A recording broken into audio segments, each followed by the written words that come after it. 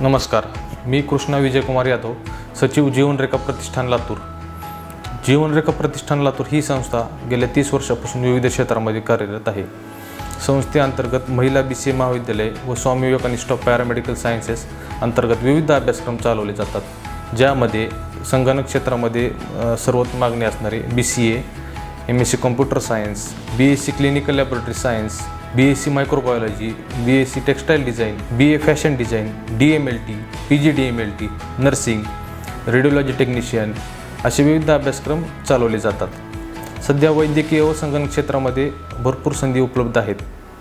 तसेच कॉलेजचे वैशिष्ट्य सांगायला गेलं तर सुसज्ज प्रयोगशाळा,